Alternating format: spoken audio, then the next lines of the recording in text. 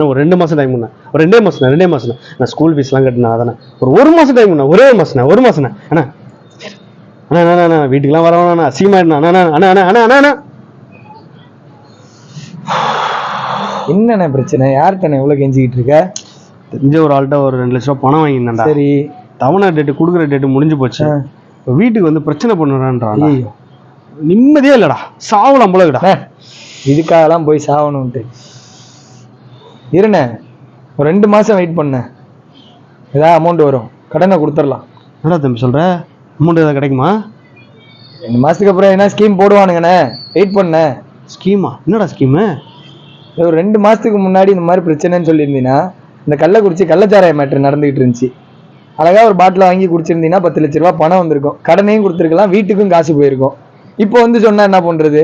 ஒரு 1.5 மாசம் 2 மாசம் வெயிட் பண்ணு, அடுத்து என்ன ஸ்கீம் போடுவாங்க, அப்ப செத்துக்கலாம்.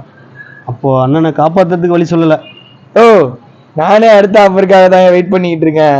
கடனை கொடுக்க முடியாம இவங்கள்ட்ட சாவறதுக்கு செத்து கடனை கொடுத்துட்டு போயிடலாம் என்ன. அது மட்டும் இல்லாம போன வாட்டி 10 லட்சம் தான் கொடுத்தாங்க, இந்த வாட்டி 15-20ன்னு அமௌண்ட்டும் ஏறும். அதுக்காக தான் வெயிட் பண்ணிக்கிட்டு இருக்கேன். பயப்படாத, தம்பியும் கூட வரல, அப்புறம் என்ன சேர்ந்தே போவோம். நம்ம தான் சந்தோஷமா இல்லை, பணத்தை வாங்கிட்டு வீட்டில் உள்ளவங்களாவது சந்தோஷமா இருக்கட்டுமே. நானே பார்த்துக்கலாம்.